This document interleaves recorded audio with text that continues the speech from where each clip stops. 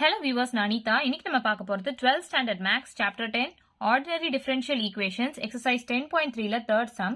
Question என்ன கொடுத்திருக்காங்கன்னு பாத்தீங்கன்னா, find the differential equation of the family of circles passing through the origin and having their centers on the x-axis ன்னு கொடுத்திருக்காங்க. இப்போ இந்த circle passing through origin சொல்லியிருக்காங்க. அப்ப circle வந்து இந்த ஆரிஜின் வழியா பாஸ் ஆகி போகுது.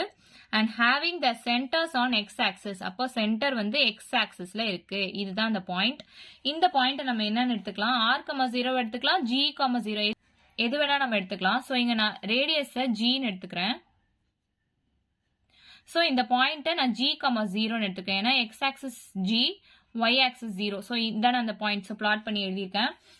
Next நம்ம equation of circle எழுதலாம். So x minus a the whole square plus y minus b the whole square is equal to r square. அப்படிதான equation of the circle நம்ம எழுதலாம்.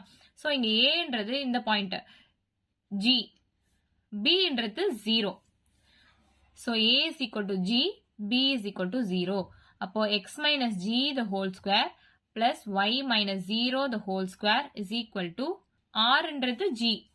So radius நான் வந்து g நீங்க எடுத்திருக்கேன் இல்லையா. So radius square தானே. So g square அப்படி நம்ம எழுதலாம்.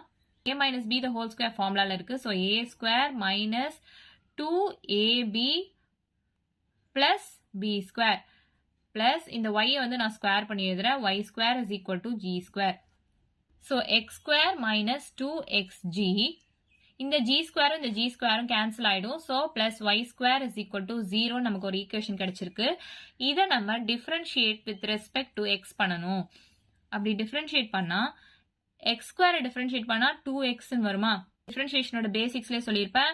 x பவர் n னா n x power n minus 1. அப்போ இந்த டேர்ம் இங்க வந்துரும், பவர்ல ஒன்னு மைனஸ் ஆகும். அப்போ இந்த டேர்ம் இங்க வந்திருக்கு, பவர்ல ஒன்னு மைனஸ் ஆயிருக்கு. சோ அதுதான் நான் இங்க எழுதியிருக்கேன். 2x மைனஸ் இதுல நம்ம with respect to x பண்ணா வெறும் 2g மட்டும்தான் கிடைக்கும். So 2g plus இத பண்ணோம்னா 2y dy divided by dx is equal to 0 கிடைக்குமா. With respect to x பண்றதுனால 2y dy divided by dx is equal to 0 கிடைக்குது. நெக்ஸ்ட் நம்ம என்ன பண்ணணும், 2x plus 2y dy divided by dx is equal to இந்த minus 2g அந்த பக்கம் கொண்டு போனா plus 2g ஆயிடுமா. சோ இங்க எல்லாமே 2 இருக்கு. சோ 2 எல்லாத்தையும் நம்ம கேன்சல் பண்ணிடலாம். x plus y into dy divided by dx is equal to g. இத ஒரு ஈக்குவேஷனா வச்சுக்கோங்க, இத ஒரு ஈக்குவேஷனா வச்சுக்கோங்க. இப்போ g ஓட வேல்யூ நமக்கு கிடைச்சிருக்கு. இந்த g ஓட வேல்யூ நம்ம இங்க சப்ஸ்டிட்யூட் பண்ணி எழுதலாமா. அப்போ x square minus 2x into g ஓட வேல்யூ தான் x plus y into dy divided by dx plus y square is equal to 0.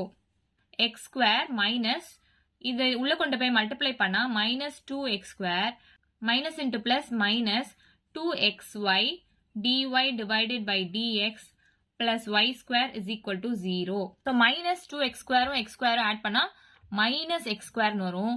minus 2xy dy divided by dx plus y square is equal to 0. Differential ஈக்குவேஷன்ல x term வந்து நெகட்டிவா இருக்கக்கூடாது. அப்போ இந்த சைன்ல நம்ம change பண்ணலாமா.